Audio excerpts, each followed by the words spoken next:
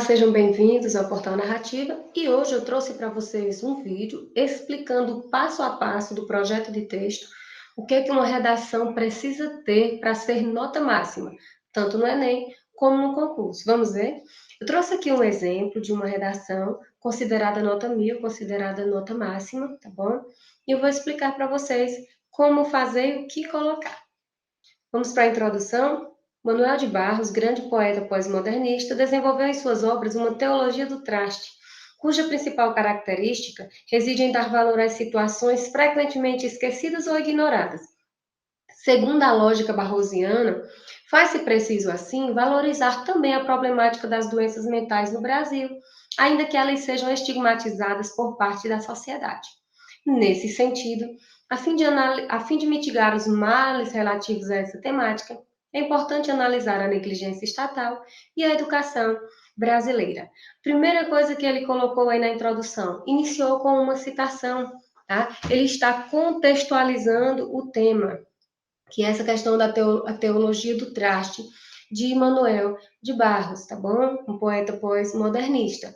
E aí ele coloca, já em seguida, no segundo período, quando ele começa aí, segundo a lógica barrosiana, ou seja, ele está pontuando na competência 2, tornando essa citação aí produtiva, tá? Fazendo uma ligação da citação com o tema, ela já é pertinente e já é validada por uma área do conhecimento, mas ele está tornando ela agora produtiva, ou seja, ligando aos argumentos dele. Segundo a lógica barrosiana, faz-se preciso, sim, valorizar a problemática das doenças mentais no Brasil, ainda que elas sejam estigmatizadas. Vejam que ele traz aí as palavras-chave do tema, que era a estigmatização, os estigmas associados às doenças mentais no Brasil. Aquilo que eu falei para vocês lá na competência 2 em um outro vídeo, que é obrigatório que apareça as palavras-chave do tema proposto já na introdução.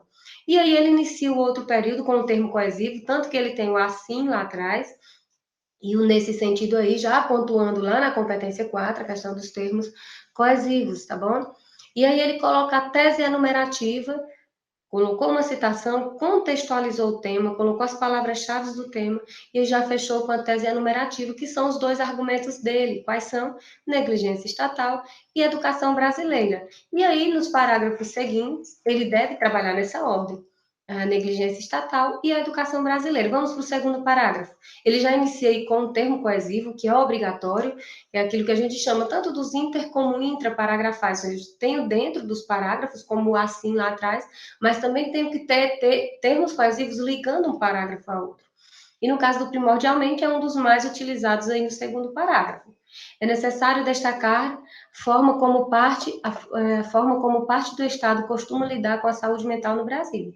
Isso porque, como afirmou Gilberto de Mestar em sua obra Cidadão de Papel, a legislação brasileira é ineficaz, visto que, embora aparente ser completa na teoria, muitas vezes não se concretiza na prática. E aí ele apresentou o argumento dele, agora ele vai comprovar o argumento dele. E ele já inicia com o termo coesivo, que traz essa comprovação. Prova disso é a escassez de políticas públicas satisfatórias voltadas para a aplicação do artigo 6º da Constituição Cidadã.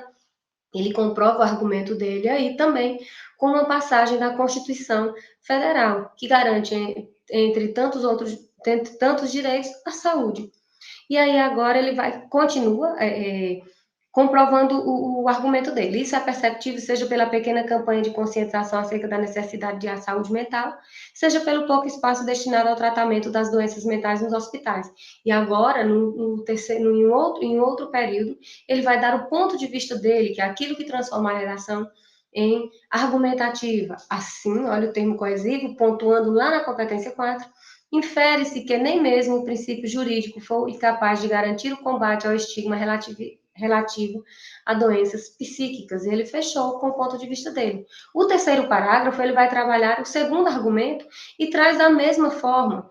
Coloca o argumento, comprova e fecha com o ponto de vista dele. Outro termo coesivo, igualmente precisa apontar a educação nos modos predominantes no Brasil como um fator que contribui para a manutenção do preconceito contra as doenças psiquiátricas. Colocou o argumento. Para entender tal apontamento, é justo relembrar a obra Pedagogia da Autonomia. Vai comprovar o argumento dele como autor, do patrono da educação brasileira, Paulo Freire, na medida em que ele destaca a importância das escolas em fomentar não só o conhecimento técnico-científico, mas também habilidades socioemocionais, como respeito e empatia. Sob essa ótica, pode-se afirmar que a maioria das instituições de ensino brasileiras, uma vez que são conteudistas, não contribuem no combate ao estigma relativo às doenças mentais e, portanto, não formam indivíduos da forma como Freire idealiza. Ou seja, fechou aí com o ponto de vista dele. Então, no desenvolvimento, o projeto de texto segue essa lógica. Argumento, comprove, e aí você pode utilizar uma citação, uma passagem da Constituição Federal, da Declaração Universal dos Direitos Humanos, e fecha com o teu ponto de vista. Por isso que os parágrafos do desenvolvimento devem ter, no mínimo, 3 períodos, devem aparecer, no mínimo, 3 pontos finais lá no parágrafo de vocês. E aí vem a conclusão, iniciando com o termo coesivo que é mais utilizado, e, portanto, frente a tal problemática, faz-se urgente, pois, que o Ministério Público, cujo dever, de acordo com o artigo 127 da Constituição Cidadã, é garantir a ordem jurídica e a defesa dos interesses sociais e individuais indisponíveis, cobre do Estado ações concretas a fim de combater o preconceito às doenças mentais. Ele já iniciou aí com o agente a ação, mas ele retomou o tema, a fim de combater o preconceito às doenças mentais, logo no primeiro período da conclusão dele. Então, tá aí, cobre quem deve cobrar? O Ministério Público, é o primeiro agente. Aí ele detalhou o Ministério Público, cujo dever, de acordo com o artigo, é tal e tal e tal. O detalhamento, ou seja, segundo ponto, cobre do Estado ações concretas, ação, a fim de combater o preconceito às doenças mentais, a finalidade, a fim de.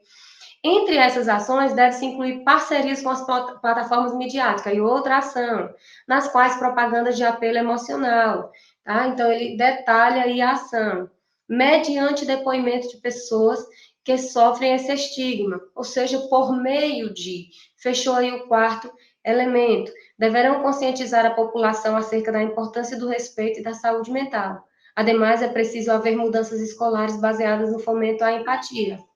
Feito isso, o pensamento barrosiano não será uma realidade na nação canarinha, tá bom, gente? Então, ele trouxe aí de vermelho o agente, de azul o detalhamento, de essa corzinha clara aí a ação, a cor verde aí a finalidade, tá bom?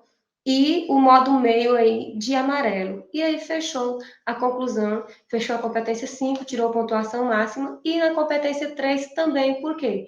Essa proposta de intervenção dele aí tem ligação com os dois argumentos que ele colocou, tá bom? Em breve eu vou trazer outras dicas e como um vídeo explicando como a gente vai fazendo cada coisinha dessa daí, como construir uma redação. Espero que tenham gostado e que sirva para ajudar todos vocês a tirarem uma nota máxima na prova. Sigam a gente aqui na nossa rede social, no Instagram, se inscrevam no nosso canal no YouTube e até breve, pessoal!